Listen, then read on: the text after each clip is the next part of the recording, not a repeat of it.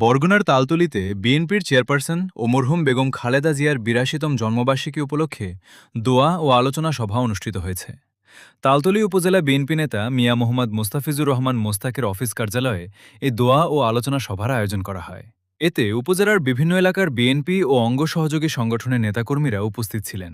আলোচনা সভায় বক্তারা বেগম খালেদা জিয়ার রাজনৈতিক জীবন, দেশের গণতন্ত্র প্রতিষ্ঠায় তার ভূমিকা এবং বিএনপির রাজনীতিতে তার অবদানের বিভিন্ন দিক তুলে ধরেন। বক্তারা বলেন, বেগম খালেদা জিয়ার রাজনৈতিক আদর্শ ও দেশের মানুষের জন্য তার ভূমিকা নেতাকর্মীদের অনুপ্রেরণা যোগায়। তার স্মৃতির প্রতি শ্রদ্ধা জানিয়ে সবাই তার জন্য দোয়া করেন। পরে দোয়া ও মোনাজাত অনুষ্ঠিত হয়। এ সময় বেগম খালেদা জিয়ার আত্মার মাগফিরাত কামনা এবং তার পরিবারের সদস্যদের জন্য দোয়া করা হয়। দোয়া ও আলোচনা সভায় উপজেলা বিএনপি ও অঙ্গ সহযোগী সংগঠনের বিভিন্ন পর্যায়ের নেতাকর্মীরা উপস্থিত ছিলেন। এভাবেই বেগম খালেদা জিয়ার জন্মবার্ষিকী উপলক্ষে তালতলীতে দোয়া ও আলোচনা সভার মধ্য দিয়ে তার স্মৃতির প্রতি শ্রদ্ধা জানানো হয়।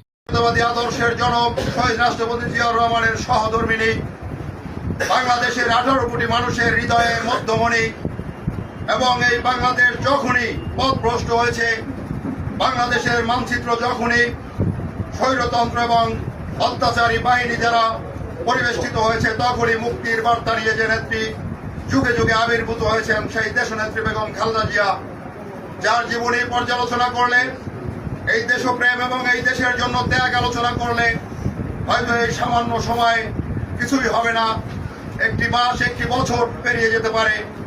বাংলাদেশের ইতিহাসকে আলোচনা করতে হলে, দেশনেত্রী বেগম খালেদা জিয়ার সম্পর্কে আলোচনা করতে হলে বাংলাদেশের ইতিহাসকে আলোচনা করতে হবে।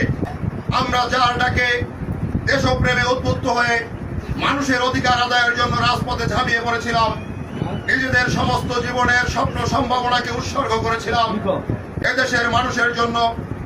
আমরা সেই নেত্রী, দেশনেত্রী বেগম খালেদা জিয়ার দল বিএনপি, সেই বিএনপিকে ধারণ করে আমরা 17 বছর ফ্যাসিবাদী আন্দোলন সংগ্রামে রাজপথে নেতৃত্ব দিয়েছি, নির্যাতনের শিকার হয়েছি, নিপীড়নের শিকার হয়েছি, অনেকে ঘর বাড়িতে থাকতে পারেনি, ব্যবসা প্রতিষ্ঠান ধ্বংস হয়েছে, অনেকে বছরের পর বছর কারারুদ্ধ থাকতে হয়েছে, জমি জমা লুণ্ঠন করা হয়েছে এবং শারীরিক মানসিকভাবে নির্যাতন করা হয়েছে।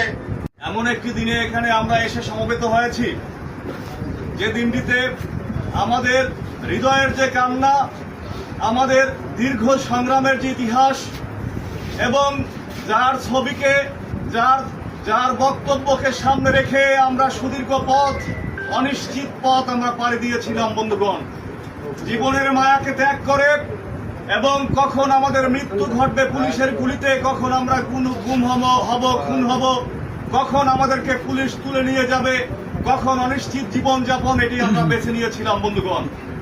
এবং যার মুখের দিকে তাকিয়ে আমরা কৈশোরে আমরা যখন শহীদ রাষ্ট্রপতি জিয়াউর রহমানের নাম শুনেছিলাম, তার আদর্শের কথা শুনেছিলাম, সেখান থেকে আমরা জাতীয়তাবাদী ছাত্রদল করেছিলাম।